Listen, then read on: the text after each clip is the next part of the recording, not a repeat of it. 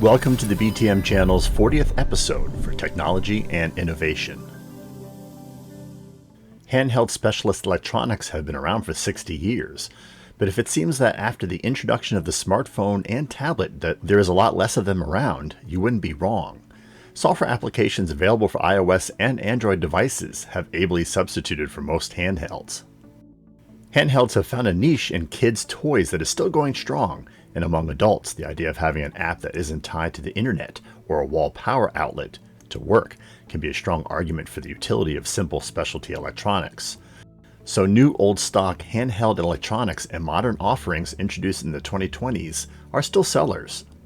In this video, we examine the modern handheld specialist data assistant in the form of a Franklin SA-206 spelling ace. But since this is the Belated Tech channel, we first take a plunge into the past during the 1976 to 1983 golden age of the appliance personal computer and preview the origins of Franklin Electronic Publishers. Through the past, we better understand the present.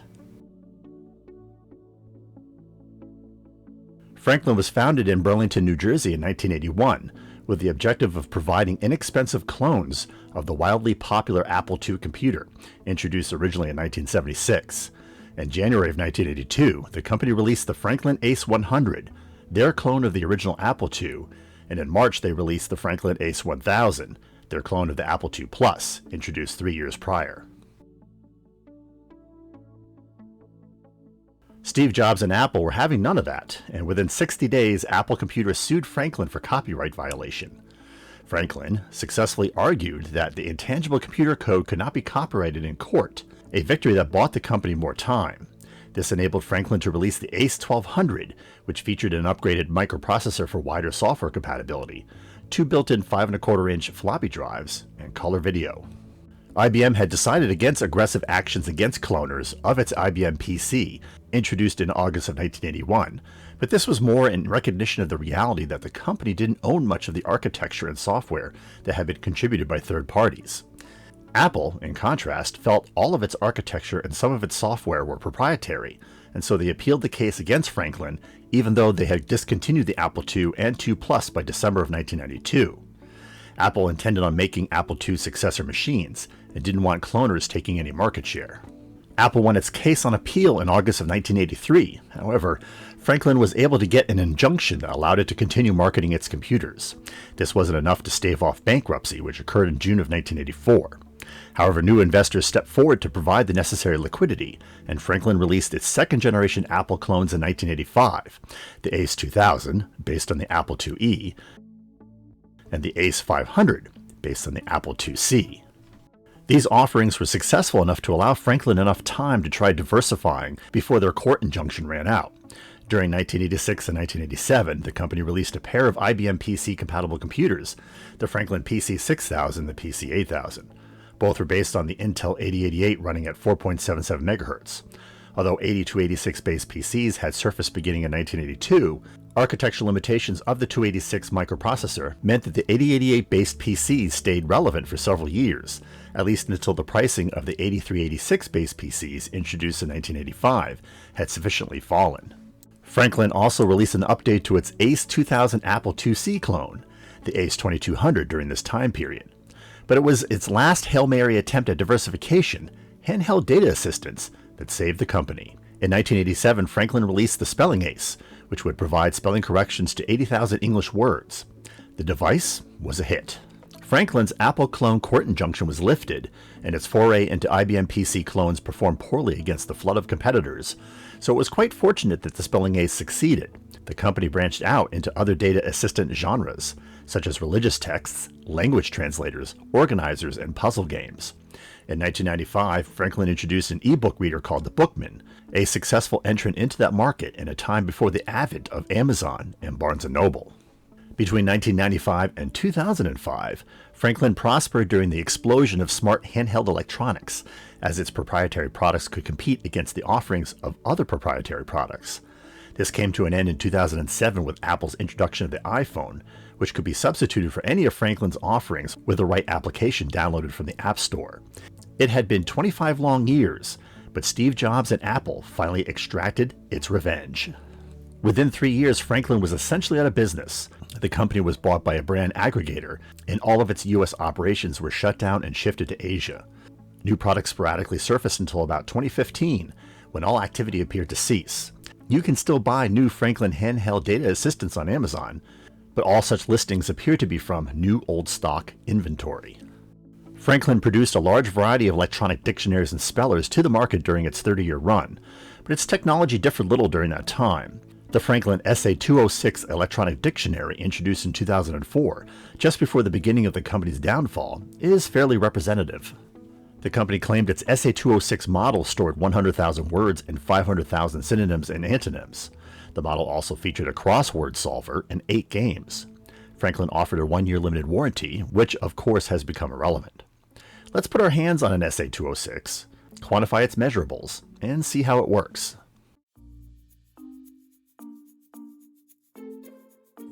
Okay, so we have the Franklin SA-206 spelling ace. This is pretty representative of what you will find with the Franklin device. They vary slightly, but in general, they come about this size. About 3.5 inches wide, with about 5 inches long.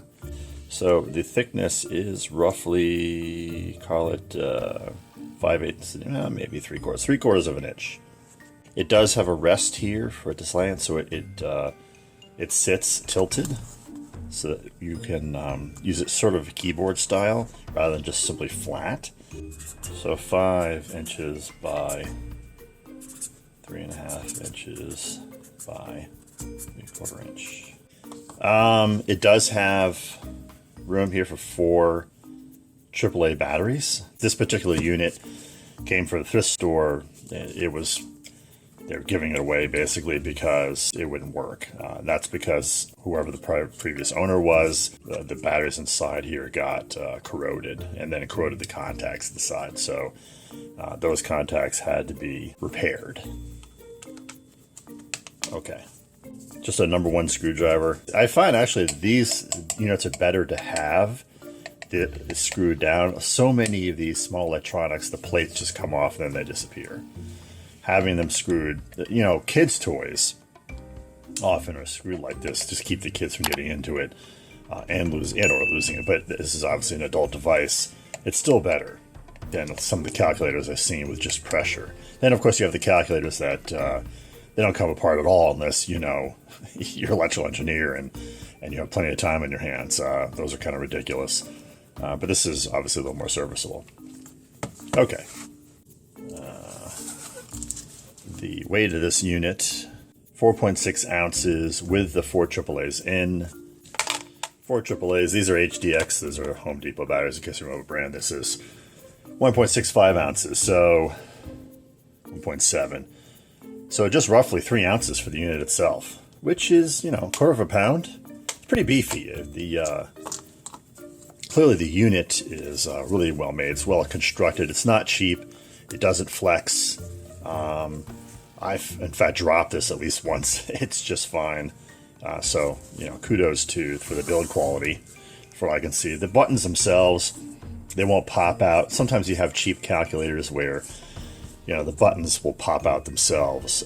These are nothing more than rubber detents, that allow you to make contact with the circuit board underneath. But a lot of times these buttons are like on a single rubber mat that have raised buttons, and they are allowed to, for whatever reason, they'll either peel off, whatever have you. That's not a problem here. This seems to be okay. So 4.6 ounces with batteries, and then it's roughly 3 ounces without the batteries. So, interestingly enough, this this particular unit, the on-off button is recessed into the unit itself. I'm not quite sure what the purpose of this. Keeps it from accidentally being turned on or off. It's kind of a fascinating feature. This is not just the dictionary. It's called a spelling ace, but essentially what it is an electronic dictionary. It's not just a dictionary though. It does have a thesaurus feature. If you use, book, hard copy dictionaries, you often find a thesaurus in the back. And you can, of course, you can buy hard copy thesauruses. As you can see in the buttons here, you have a help feature, which is kind of interesting. Thesaurus games, word games, a list, and then a calculator function. Kind of interesting. You could see the numbers here. You know, it's kind of a la the numbers. There's no number pad, so as a result, it's a lot like a, you know, like an old BlackBerry, where you have the numbers on the keypad itself, or even say a phone, where the old phones used to have numbers in the keypad. There's no separate numbers that you could. So it does have a D-pad. It's kind of interesting. Arrow keys. That's a little fascinating. So let's power it up. It comes up in demo mode. I'm sure there might be probably a way you can eliminate it from being booted up in demo mode. I'm not sure if there is or isn't, but for whatever reason, this unit particularly does. So you just hit clear to get it out of the demo mode. Just out of curiosity, we can look to see if the games are available. Say game word, Hangman, anagrams, those are always fun. Jumble, okay. So it's standard word games that you would find. Word builder, yeah. Word blast. So the fun stuff. You can see the calculator mode, very straightforward. The numbers are, the letters are numbers, and of course you can multiply by peering into which one is the multiplication button, which I'm going to find with some struggle. Here it is, times, you know, whatever have you, and then enter. Kind of reminds me of an accountant's calculator or a basic calculator. Accountant's calculators, bookkeepers' calculators typically have the memory add, subtract, and they'll have a one square root function, maybe percentage. Percentage allows you to move the decimal place, essentially. Otherwise, very rudimentary, no other functions that are given. And then there's thesaurus, and you can enter a word, and it'll give you a synonym. The thesaurus means synonyms. So let's say road. That's a good one. Enter. Working. It gives you 4 entries. Synonyms. Avenue. That's great. Drive. Street. Lane. Yeah. Way. So good stuff. Okay. Itinerary. That's interesting. Not sure why. Route. Okay. So more synonyms. Interesting. Oh, so these are like adjacent synonyms. Shoulder, turnout. Yeah, interesting. That's what must be what they mean by classmate. I'm operating this unit without directions. I'm sure you can go online and get the SA-206 directions to it. But the interface is very intuitive. It really isn't a real problem trying to figure it out. Thesaurus list. No? Oh, you can add. That's interesting. You can add your own words. All right, so that's what that is. Okay. There's help functions, kind of interesting. Add a word, delete a word. So it tells you how to use it. So you don't even need the directions. That's interesting. Space 100% free, so the memory tells you the memory registers are clear. Enter a word. So I guess to back out of these special functions, you just hit clear to its default, and the default should be spelling. So how about use? Let's see what that says. If you're from Jersey, I apologize in advance. Okay, correction list. Yo-yos, yaws, yays, yuck, yup. Yeah, okay, so it won't give multi-word corrections. All right, so P-O. How about pot? Seems pretty straightforward.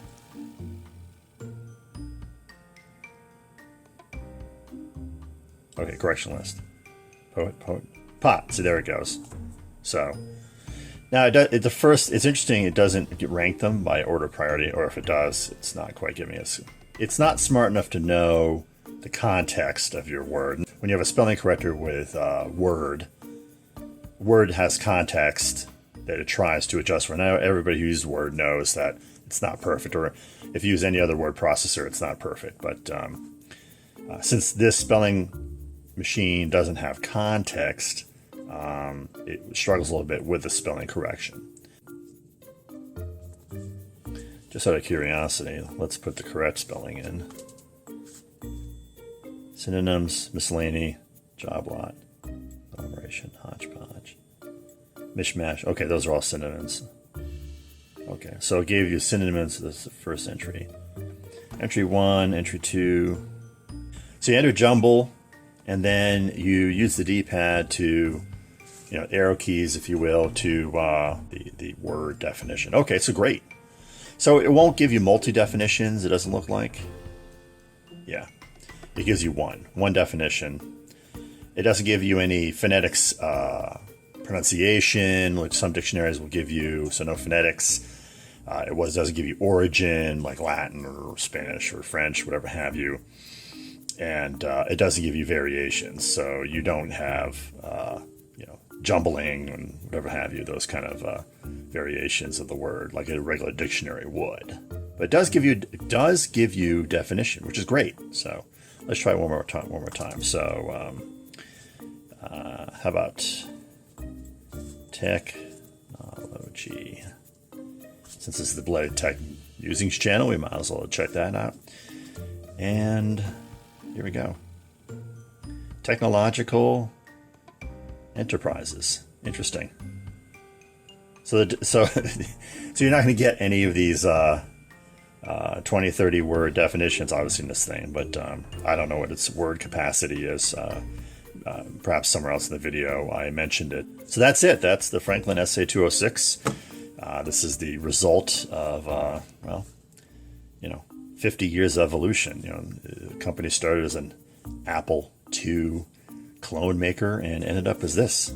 So kind of fascinating. And it has an off. I don't know if it auto offs or not. It's not clear. So good stuff. Fun unit. Still very useful. I think this unit's probably, I'm sure in the video I give the year that it was released. It's at least 15 years old. It's in great shape. Very little marring. Even the little rubber bumpers haven't come off. So like I said, it's very well made.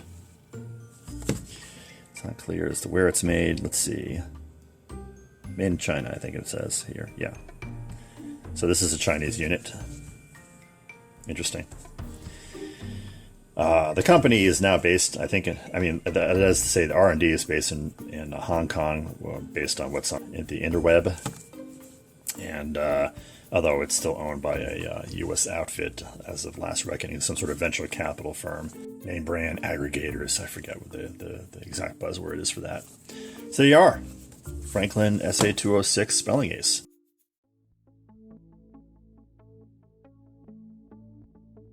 Can you still buy the SA-206 brand new in 2020? You can. Independent sellers on Amazon and eBay have listed it for anywhere from $50 to $100. If that seems a little rich to you, used versions are plentiful on both Amazon and eBay from $10, and including a manual from about $20. Looking for a more sophisticated product? The Franklin SCD-1890 and the MWD-1500, featuring multi-line displays, a larger library of words, audio output, and/or language translation, can be found used from $125 and new from $200 on Amazon.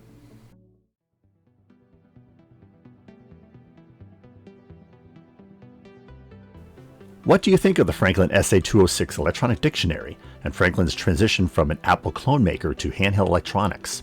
Is there any room for specialty PDAs in this current environment of smartphones and tablets? Share with us by dropping a comment below.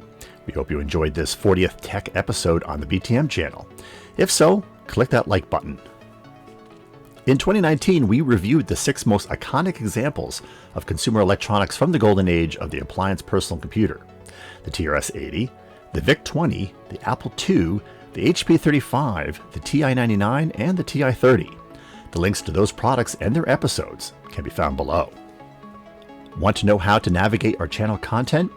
We refer to RetroTech and Innovation documentary segments as episodes. Coverage of current events in space exploration, science, and technology are labeled as shorts. Space and tech history are documented in an anthology called Milestones. And gameplay recordings can be discovered on the BTM Gaming channel in videos called walkthroughs. Not a subscriber yet? Clicking the subscribe button and the bell notification icon will help both our YouTube standing and keep you informed when new episodes are released. Links to our previous episodes can be found below. Stay connected by occasionally checking our Instagram feed, where we post content from our upcoming episodes and from episodes past that you may have missed. Make sure you follow our Twitter account, where all new episodes are announced. And finally, join us on our Facebook page, where we cover current news and events related to channel content. Thanks for watching.